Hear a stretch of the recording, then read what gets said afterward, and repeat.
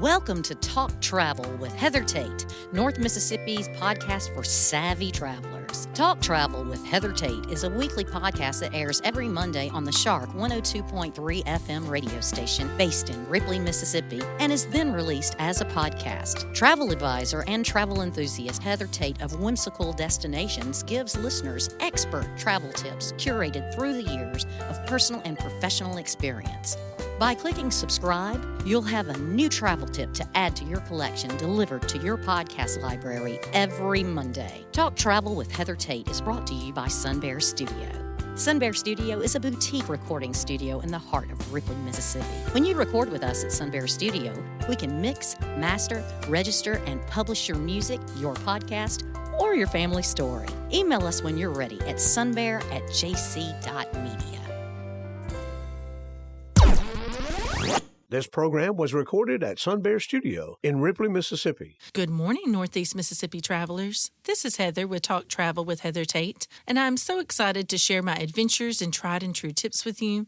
Whether you are also a seasoned traveler, a hopeful traveler, or currently an armchair traveler, meaning you're going to follow along with us from home for now.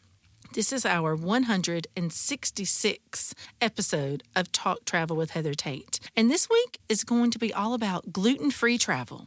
So today's topic is one that I've been thinking about for months.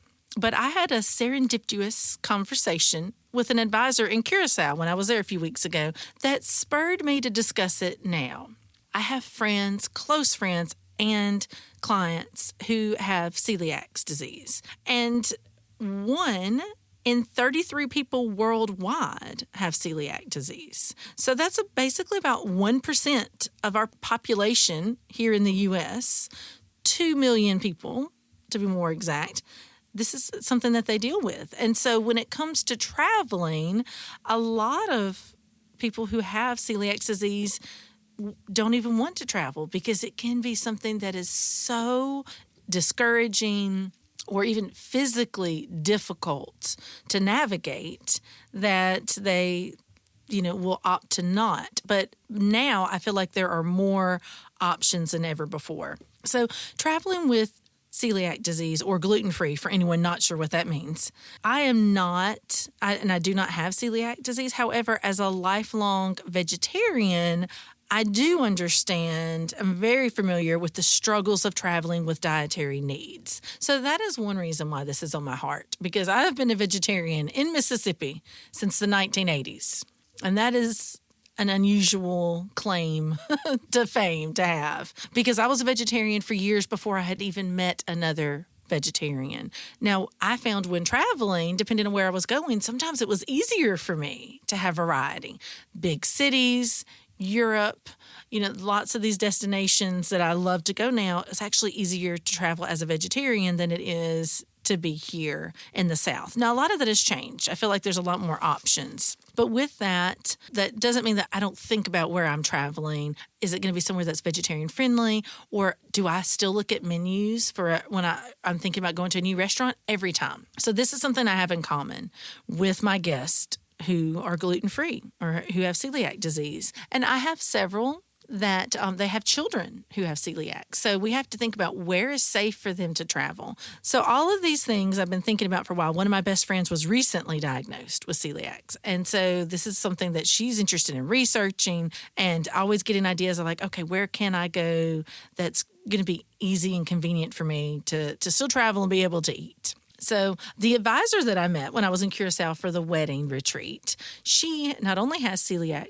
disease herself, but she has a whole portion of her travel business that is dedicated to celiac travel. So I was able to ask her a lot of questions and got some very helpful tips that I would like to pass on to you. So of course, there's some obvious things, right? Like packing snacks. Very important. Now, this can work if you have any type of allergies, that you can pack snacks so you're not getting to the point where you're hungry and trying to find something right away. So traveling with snacks that you've packed, being able to avoid cross-contamination, which means buffets are not your friend. So we were at Sandals Grand Curacao, beautiful resort, lots of great food options, and I feel like they're doing some wonderful things in the food scene, culinary scene, and for dietary restrictions especially. As a vegetarian, I had lots of wonderful options that were not limited to Hungry Planet, which I'm not a fan of. So I had some great options. And if there wasn't something specific on the menu, like when we went out for sushi, for example, that I could eat, or maybe there was, but I wanted something else, they accommodated me by making me something that left out the seafood.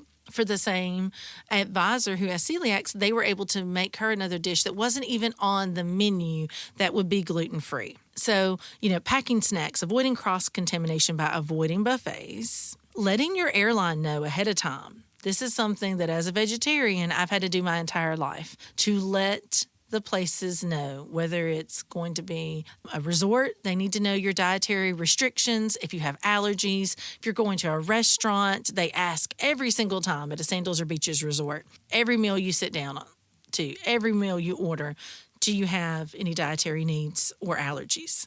So I asked the agent, I was like, what are your favorite resorts in the Caribbean? And she told me Sandals and Beaches resorts. And that's where my guests who have gone with families who have celiac, their children they have gone to Beaches resorts. And they actually have a culinary concierge there who will sit down with you. So if you have other allergies as well, whether it's a peanut allergy or a nut allergy in general, or other things that you need to talk with, a dairy intolerance or lactose intolerance, that you can talk with a concierge and they will work out a plan. So every night when you're going to a different restaurant, even if there's not something already on the menu, they will make something specific for you.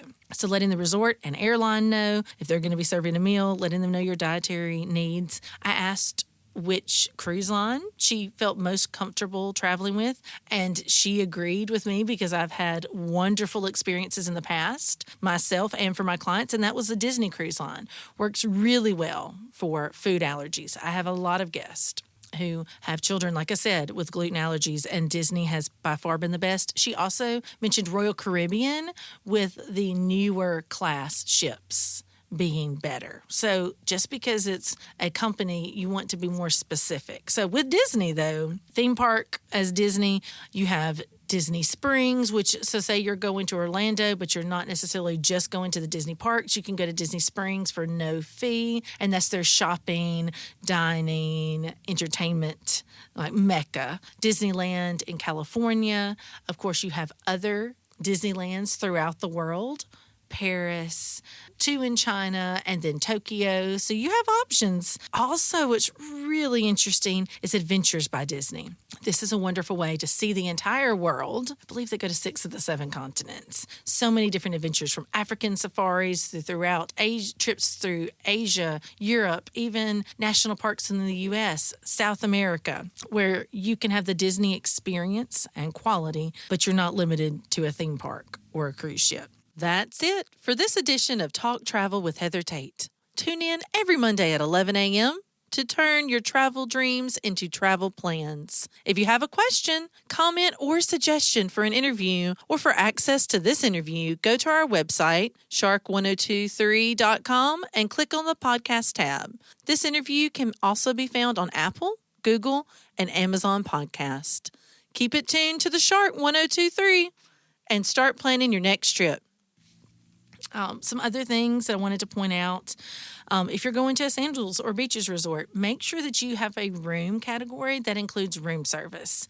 That's a great feature to have if you have a dietary need, to make sure that's an option for you, because sometimes the buffets open the earliest and your sit-down breakfast a la carte restaurants don't open till later. So if you have an excursion that day, a busy morning, if you're doing meetings, like it was a work trip for us, then having the room service option was a better option.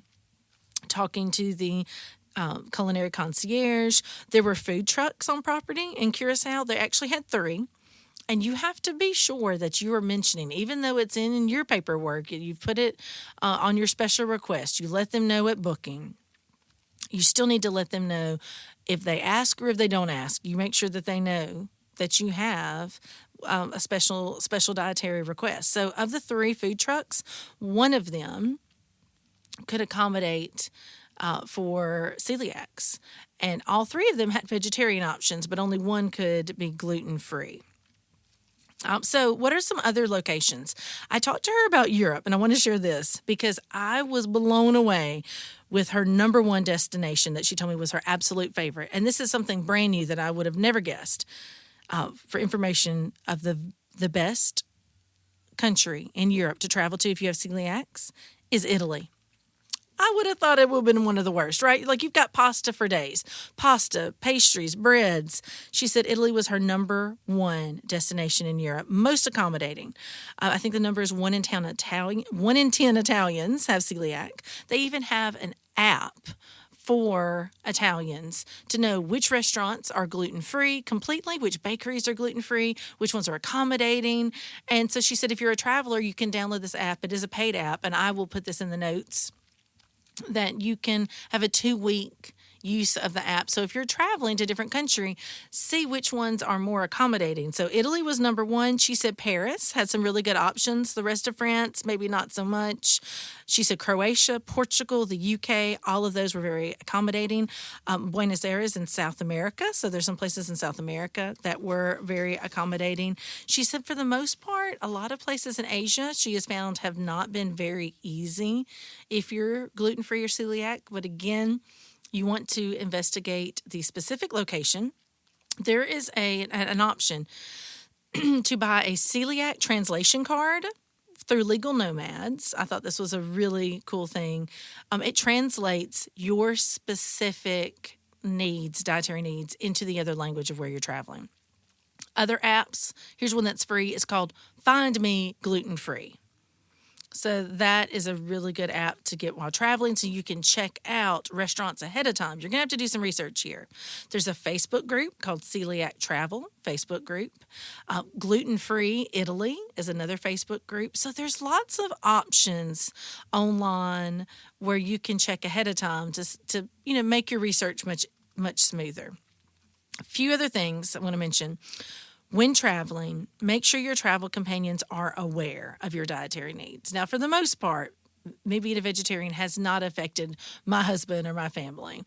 My boys, of the 2 of them, one is a vegetarian, one is not. They are super accommodating.